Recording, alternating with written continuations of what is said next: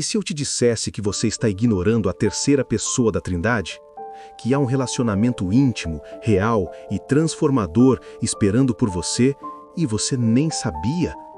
Benny Hinn descobriu isso da forma mais inesperada e mudou tudo. Estamos em Jaffa, Israel, anos 1950.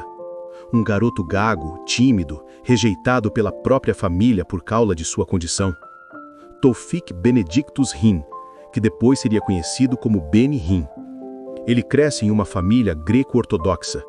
Religião? Tinha de sobra. Rituais, tradições, orações decoradas.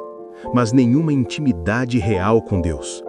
Aos 14 anos, sua família migra para o Canadá, Toronto. Uma nova vida, mas o vazio interno permanece. Benny frequenta a igreja, mas é apenas um espectador. Até que, dezembro de 1973, Benny tem 21 anos. Ele está quebrado, deprimido. Sente que sua vida não tem propósito. A gagueira o paralisa socialmente.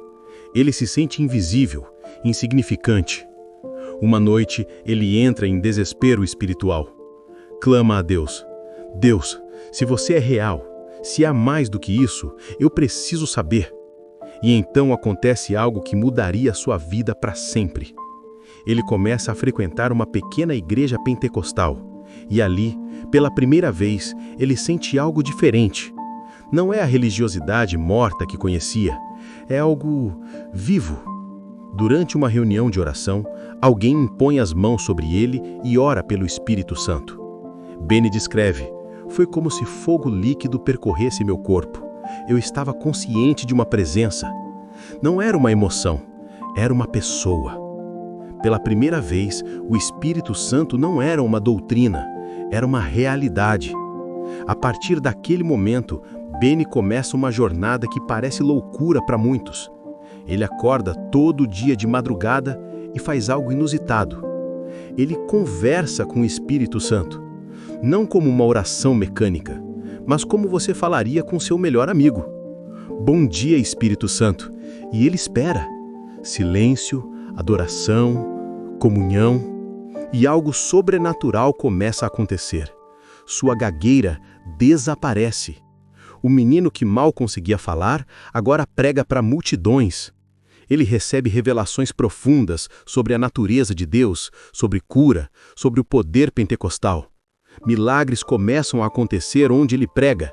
Pessoas são curadas, vidas transformadas.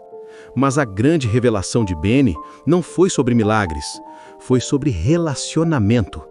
Ele percebe algo que a igreja havia esquecido. O Espírito Santo não é uma força, não é uma energia. Ele é uma pessoa. Ele tem vontade, ele tem sentimentos. Ele pode ser entristecido, resistido, ignorado ou amado.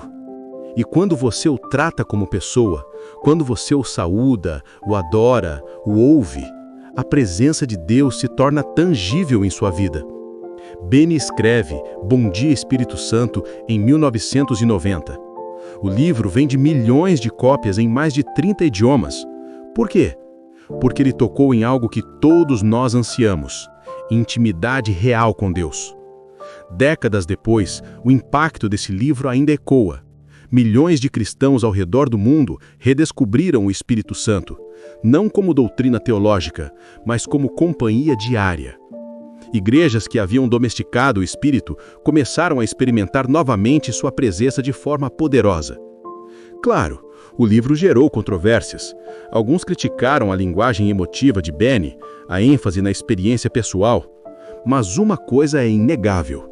Ele lembrou a igreja de algo que havíamos esquecido: que cristianismo não é performance religiosa, é relacionamento com o Pai, com o Filho e com o Espírito Santo, essa terceira pessoa da Trindade que por tanto tempo foi reduzida a um símbolo, uma pomba, uma figura distante. Benny Hinn nos desafia: e se você tratasse o Espírito Santo como uma pessoa? Então eu te pergunto, quando foi a última vez que você disse Bom dia, Espírito Santo? Não de forma religiosa, mas real, íntima, esperando que ele responda.